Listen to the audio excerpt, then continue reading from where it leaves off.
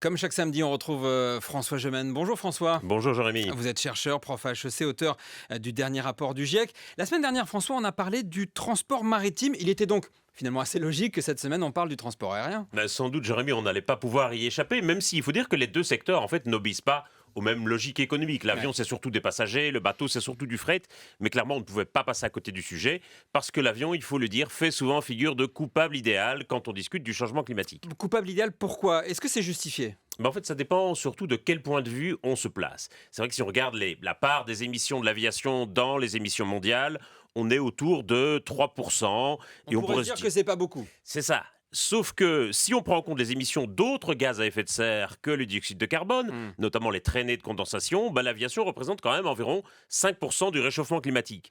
Et surtout, si on se place du point de vue du passager, l'empreinte carbone d'un vol, elle pèse d'un poids considérable et elle fait facilement exploser votre budget carbone. Hmm. C'est ce qui explique cet apparent paradoxe, c'est qu'il y a très peu de gens qui prennent l'avion. Dans le monde, 4 personnes sur 5 n'ont jamais pris l'avion.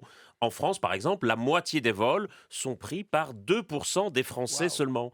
Et donc, on comprend bien pourquoi l'avion fait volontiers figure de symbole dans la lutte contre le changement Bien climatique. sûr. Parce que les bénéfices du transport aérien, que ce soit des bénéfices économiques, sociaux ou culturels, ils sont parmi les plus inégalitaires qui soient. Et en plus, François Gemène, il faut quand même dire que c'est un secteur qui est en forte augmentation, en forte croissance. Et effectivement, il y a de plus en plus de gens qui prennent l'avion, notamment dans les économies émergentes, où il y a désormais une classe moyenne qui accède aux bénéfices du transport aérien. C'est pas un hasard si Air India a acheté l'an dernier 500 avions pour 100 milliards de dollars. C'est le contrat du siècle dans l'aérien. Alors c'est évidemment une bonne chose que les bénéfices du transport aérien soient mieux partagés, mais par contre c'est intenable pour le climat. D'où cette question, qu'est-ce qu'on peut faire? Et l'affirmation est la suivante, est-ce qu'il faut clouer les avions au sol? En tout cas, il faut d'abord réduire le nombre de vols, mais ça implique souvent de mettre en place des alternatives et souvent c'est là que le bas blesse. Hmm. Par exemple, aux États-Unis, là où l'empreinte carbone de l'aviation est quasiment le double de celle de l'Europe, les 2 tiers des vols, ce sont des vols domestiques, notamment parce qu'il n'existe pas de TGV aux États-Unis et les compagnies aériennes américaines font évidemment pression pour qu'on n'en crée pas.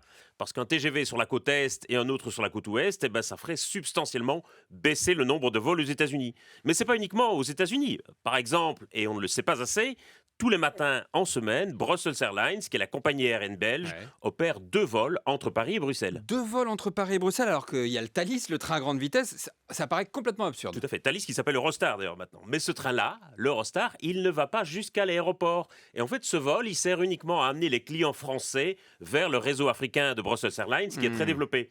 Dans l'autre sens, par contre, Air France opère un TGV pour amener ses clients belges vers Charles de Gaulle. Et en fait, beaucoup des vols court courriers en Europe, ils ne servent qu'à ça, à amener les clients vers les gros aéroports. Et d'ailleurs, ce sont souvent des vols déficitaires pour les compagnies qui pourraient être remplacés par le train. Et pour les autres vols, par exemple, on parle souvent de l'avion à hydrogène, ça existe ça? Ça va C'est exister? compliqué, ça va exister sans doute. Airbus espère pouvoir mettre en service un avion hydrogène d'ici 2035, mais le hic, c'est qu'il faudra remplacer toutes les flottes existantes et ça prendra beaucoup de temps. Ouais.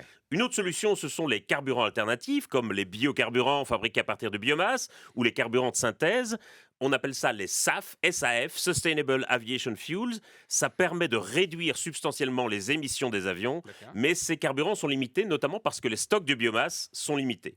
Et puis, si vous me passez l'expression, il y a aussi des solutions plus terre à terre, auxquelles on ne pense pas toujours. Par exemple, limiter au maximum la distance que les avions doivent parcourir au sol, de la porte d'embarquement jusqu'à la piste, limiter le nombre d'escales pour éviter des décollages qui sont très énergivores, optimiser les trajectoires. En fait, il va Ça falloir peut faire faire une différence? ça fait une grosse différence et en fait, il va falloir faire tout ça à la fois. Si on met les choses bout à bout, ça commence à faire une vraie différence. D'accord. Et puis, il y a évidemment l'éléphant dans la pièce, c'est la question de la fiscalité. On le sait, le kérosène aérien n'est pas taxé et les prix des billets de train sont souvent bien plus chers que les billets d'avion. Bref, tout ça n'est pas simple, François. C'est le moins qu'on puisse dire, mais il faut se dire aussi que si on veut conserver les bénéfices économiques, culturels, politiques du transport aérien, il va falloir actionner tous les leviers, à commencer par celui de la réduction du trafic. Alors ça imposera aussi sans doute de se poser la question de l'utilité sociale de nos voyages en avion. Si je prends l'avion, quel bénéfice est-ce que j'en retire au regard du coût environnemental de ce vol? Ouais. Par exemple, dans un vol Paris-New York, vous aurez à la fois un étudiant qui part en échange universitaire pour un an et un touriste qui va faire un week-end de shopping sur la 5e avenue. Ces deux passagers, ils auront tous les deux la même empreinte carbone. Zéro émission, François Gemène. Merci beaucoup. Merci Jean-Rémy.